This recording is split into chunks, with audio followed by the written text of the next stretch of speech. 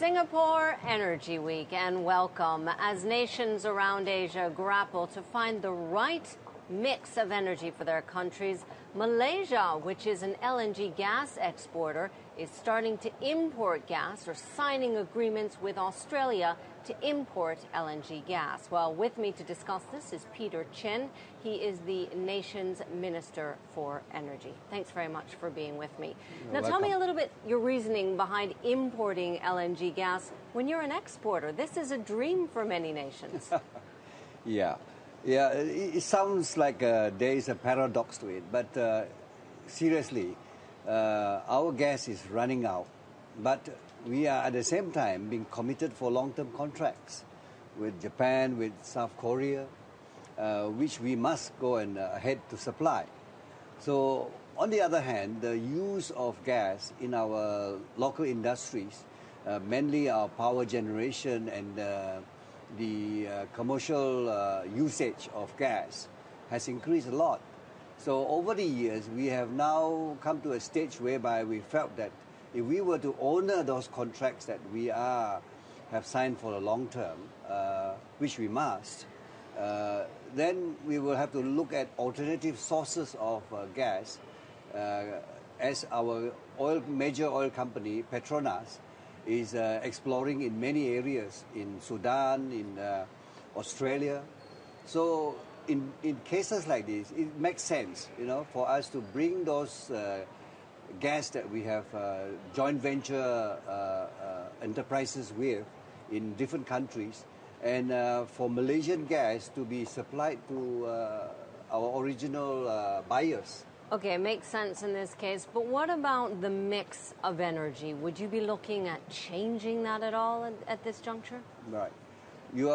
This is a very important aspect of our energy management in the country, so that the energy mix would not be too much skewed towards fossil fuels, which is now what is happening. So how are you going to do that? So what we are going to do is we are going to bring down the use of gas to a certain extent, and as well as increase the use of hydro, renewable energy.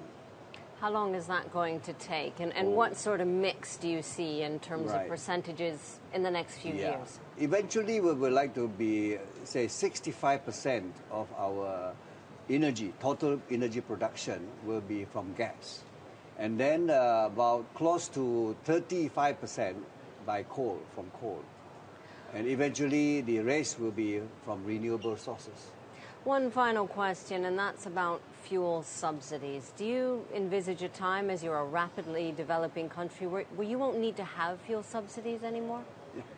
Well, I have to mention that we have different demographic, in terms of people needing energy, principally power for lighting, for ordinary household usage. So these are the guys who are rather disadvantaged.